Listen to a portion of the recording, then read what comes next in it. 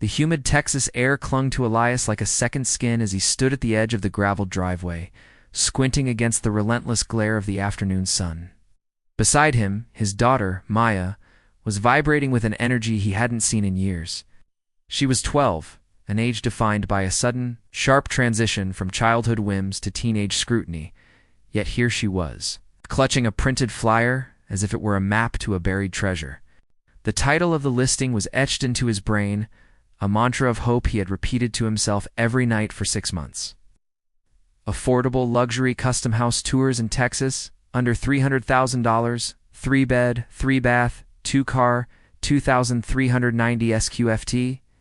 To most people, it was just a real estate listing. To Elias, a high school history teacher who had spent the last decade in a cramped 2-bedroom apartment in North Dallas, it was a lifeline. Since his wife Sarah had passed away 3 years ago, the apartment had felt less like a home and more like a museum of things they couldn't move on from. The air there was heavy with the scent of old books and unspoken grief. He needed a fresh start, and he needed it to be something Sarah would have loved, something with light. Oh, space. And a touch of the elegance she always appreciated but never quite got to own. "Dad, look at the stonework on the porch," Maya exclaimed, pointing toward the front of the house. "The flyer said it was custom, but I didn't think it would look like this."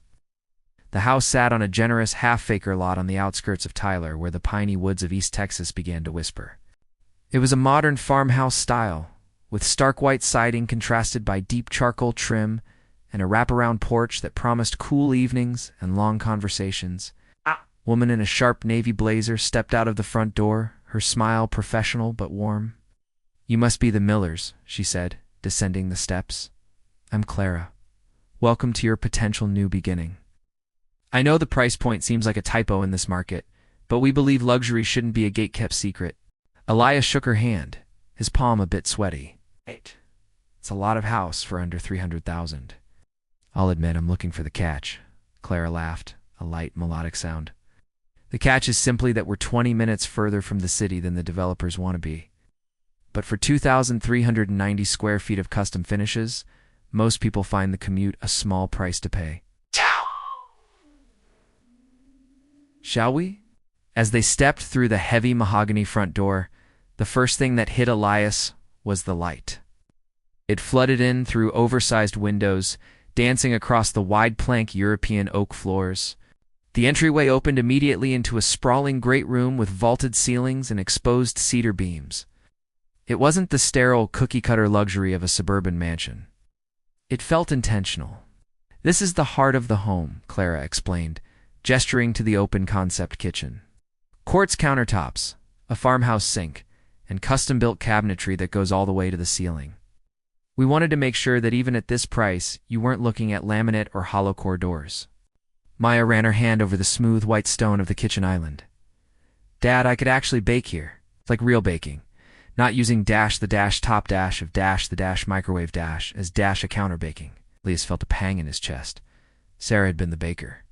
The apartment kitchen had been so small they would often bump elbows. A dance of apologies and laughter that eventually turned into just silence after she was gone. Seeing Maya stand there, her eyes bright with the possibility of filling a home with the scent of cinnamon and vanilla again, made the lump in his throat tighten. 3 bedrooms, right?" Elias asked, trying to keep his voice steady. 3 bedrooms and 3 full baths, Clara confirmed. "Let's look at the primary suite first." They walked down a short hallway, past a mudroom with built-in cubbies that led to the 2-car garage. The primary suite was a sanctuary. It featured a tray ceiling with recessed lighting and a massive walk-in closet that was bigger than Maya's current bedroom. But the piece de resistance was the bathroom. A freestanding soaking tub sat beneath a frosted window, flanked by a walk-in shower with riverstone flooring and a rainfall showerhead. "It's like a hotel," Maya whispered, stepping into the shower area. "But it's just a house." "It's a custom home, Maya," Clara corrected gently. "The builder wanted to prove that you could have a spa-like experience without a $1 million mortgage. Everything you see, the tile work, the fixtures, the hardware, it's all included in that sub-300K price." Elias looked at the tub and pictured Sarah. She would have spent hours in there with a book. He felt a sudden sharp wave of guilt. Was it okay to have this? To live in a place this beautiful when she wasn't here to see it. He walked to the window and looked out at the backyard. It was a blank canvas of green grass, bordered by a line of ancient oaks. "Is something wrong, Mr. Miller?" Clara asked, her intuition as a realtor picking up on his sudden withdrawal. "No," Elias said, turning back. "It's just… Dot. It's a lot to take in. You spend so long telling yourself that you have to settle for good enough because of the budget. Seeing perfect feels a little overwhelming." Clara nodded understandingly. "Luxury isn't about the price tag, Elias. It's about how a space makes you feel. This house was designed to make people feel like they have room to breathe." They moved on to the other 2 bedrooms. Maya's room was at the opposite end of the house, giving her the privacy a preteen craved. It had its own ensuite bathroom, the 3rd one, which meant no more fighting over the sink in the mornings. Between the 2 wings of the house was a flex space that Clara suggested could be an office or a media room. "I could put my books here," Elias thought aloud, "the whole library." As they circled back to the living room, the sun was beginning to dip lower in the sky, casting long golden shadows across the floor. The golden hour, Sarah used to call it. She said it was the time of day when the world looked the most honest. "Can we see the backyard?" Maya asked. Clara handed Elias the keys. "Go ahead. Take your time. I have some paperwork to organize in my car. I'll leave you 2 to talk." Elias and Maya stepped out onto the back patio. It was covered with a ceiling fan already worried to combat the Texas heat. They sat on the edge of the concrete slab, their legs dangling over the grass. For a long time, neither of them spoke. The sound of a distant tractor and the chirping of cicadas filled the air. "Do you think Mom would have liked it?" Maya asked softly, her voice small. Elias looked at his daughter. She looked so much like Saratha, same stubborn chin, the same way she tucked her hair behind her ear when she was nervous. She would have hated the commute to the grocery store, he joked, and Maya giggled. But she would have loved the light. She always said she was part sunflower. She needed the sun to stay happy. "I think I need the sun too," Maya said. "Apartment is so dark, Dad. Even when the lights are on, it's dark." Elias realized then that he hadn't just been protecting her by staying in the apartment. He had been keeping them both in a cave. He had been so afraid of losing the memories attached to those 4 cramped walls that he hadn't noticed they were suffocating under the weight of them. This house, this affordable luxury that seemed too good to be true, wasn't just a building.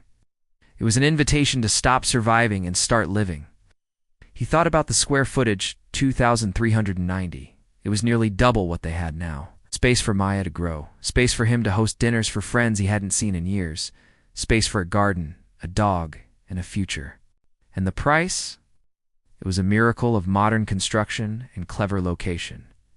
It was within his reach. He wouldn't be house poor. He would be life rich, Elias said, standing up and brushing the dust off his slacks. "I think we can make this work. I think we should make this work." Maya jumped up, her face radiating a joy that eclipsed the Texas sun. "Really? You're not just saying that because the bathtub is cool?" "Well, the bathtub is definitely a factor," Elias laughed, reaching out to ruffle her hair. "But mostly I'm saying it because I think it's time we had a place that feels like it belongs to us, not a place that belongs to the past." They walked back inside, the house feeling more like a home with every step. The echoes of their footsteps on the hardwood didn't sound hollow. They sounded like a rhythm, a new heartbeat for a family that had been out of breath for too long. Clara was waiting by the front door as they exited. She didn't have to ask. She saw the way Elias held the flyer no longer as a dream, but as a deed. "It's a special one," Clara said. "The builder calls this model the Phoenix. I always thought it was a bit dramatic, but seeing the families who walk through it, I think it fits." Elias looked back at the house one last time, before getting into the car. The white siding gleamed, and the custom stonework looked solid and timeless. It was more than a tour. It was a transition. He thought about the title of the listing again. It was a collection of numbers and specs: 3-bed, 3-bath, 2-car, 2,390 square feet. But to him, it was a formula for a second chance. As they drove away, Maya started talking about what color she wanted to paint her room, her voice a steady stream of excitement. Elias listened, a genuine smile tugging at the corners of his mouth. The road ahead was long, and the move would be a mountain of boxes and bubble wrap, but for the first time in 3 years, the weight on his chest was gone. He had found luxury not in the gold-plated faucets or the expensive quartz, but in the simple, affordable grace of a new beginning. In the heart of Texas, under a vast and promising sky, he had finally found his way home.